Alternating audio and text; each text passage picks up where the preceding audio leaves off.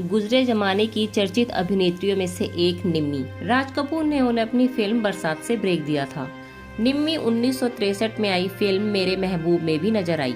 इस फिल्म से जुड़े एक फैसले के चलते निम्मी का पूरा करियर बर्बाद हो गया था। वो फैसला क्या था और निम्मी को फिल्म में लीड रोल मिलने क्यों बंद हो गए? आइए जानते हैं निम्मी से जुड़े कुछ दिलचस्प किस्से। निम्मी का असली नाम नवाब बानो था। इनका जन्म 21 फरवरी 1932 को आगरा में हुआ। पिता अब्दुल हकीम आर्मी में कॉन्ट्रैक्टर थे और माँ वहीदन बहुत बड़ी सिंगर और एक्ट्रेस थी। निम्मी जब 11 साल की थी तो उनकी माँ का निधन हो गया और वो अपनी नानी के साथ रहने लगी। वो पढ़ाई के लिए कभी स्कूल नहीं जा पाई। उन्होंने घर पर रहकर ही उर्दू सीखी।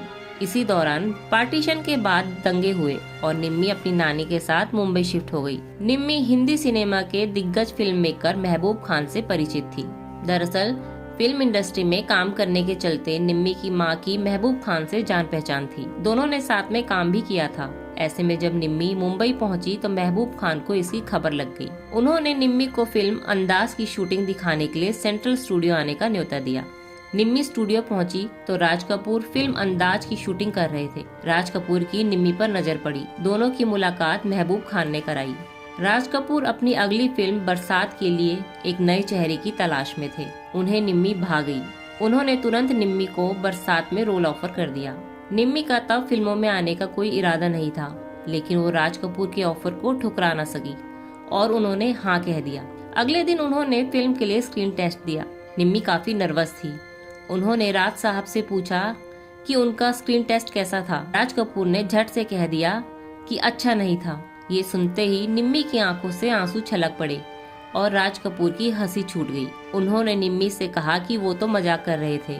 फिल्म बरसात में निम्मी को सेकंड लीड एक्ट्रेस के तौर पर प्रेमनाथ के अपोजिट कास्ट किया गया था।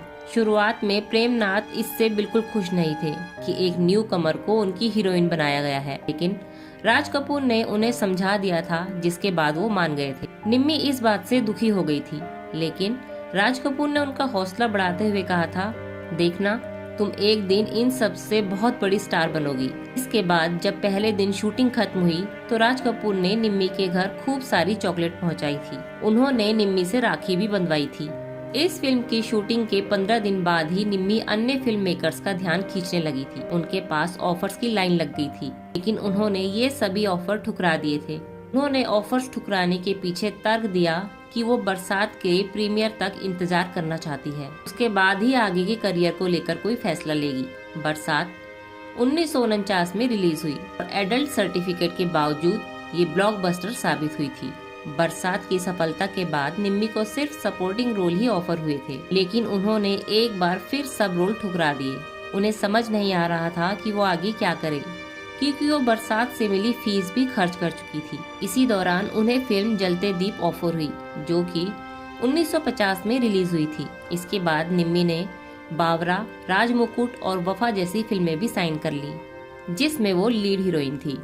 निम्मी 60 के दशक में अपने करियर में काफी अच्छा काम कर रही थी। वो उस दौर की हाईएस्ट पेड एक्ट्रेस में से एक थी। फिल्मों में उनकी जोड़ी राज कपूर, देवानंद और दिलीप कुमार के साथ जमी, लेकिन एक गलती उन पर भारी पड़ गई। ये किस्सा 1963 की फिल्म मेरे महबूब से जुड़ा हुआ है। फिल्म के डायरेक्टर हरमन सिंह रवेल ने निम्मी को लीड रोल के लिए अप्रोच किया था, लेकिन निम्मी ने लीड रोल के बजाय फिल्म के हीरो राजेंद्र कुमार की बहन का रोल करने की जीत पकड़ ली। ये एक सेकंड लीड किरदार था, लेकिन निम्मी इस रोल के लिए अड़ गई और उन्होंने किसी की बात नहीं सुनी। आखिरकार उन्हें ये रोल देने के बाद डायरेक्टर हरमन सिंह ने लीड रोल में एक्ट्रेस साधना को कास्ट किया। फिल्म सुपरहिट रही और साधना का करियर चमक गया। वहीं निम्मी को इस फिल्म के बाद सिर्फ सेकंड लीड रोल ही ऑफर होने लगे और बतौर लीड हीरोइन उन्हें फिल्में मिलनी बंद हो गई, जिसके बाद धीरे धीरे उनका करियर खत्म हो गया। कई फिल्मों में साथ काम करते हुए निम्मी दिलीप कुमार को पसंद करने लगी थी। एक इंटरव्यू में उन्होंने ये बात कबूल भी की थी और कहा था, दिलीप कुमार एक चुंबक की तरह थे, जिनकी तरफ हर कोई खिंचा चला आता है। मैं भी उनमें से एक थी। मैं इस बात को नहीं झुठलाऊंगी कि मुझे भी वो बहुत पसंद थे। उनके आशिक हम भी थे, लेकिन मधुबाला और दूसरी खूबसूरत महिलाएं उनसे मोहब्बत करती थी।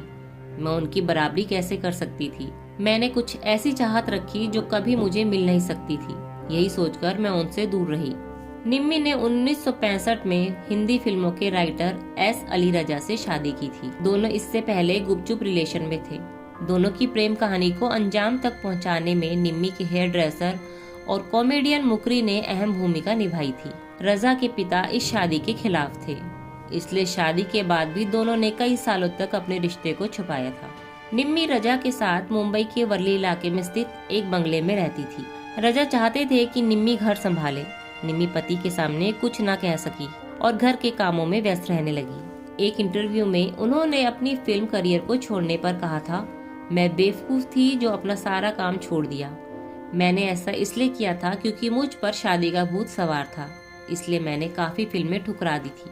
2007 में रजा ने ऑपरेशन में अपनी आंखों की रोशनी खो दी, जिसके बाद उनकी मौत हो गई। इसके बाद निम्मी ने अपना बंगला छोड़ दिया और जुहू में दूसरी जगह शिफ्ट हो गई। उनका बेटा परवेज मैनचेस्टर में सेटल हो चुका था, इसलिए निम्मी अकेले ही मुंबई में रह रही थी।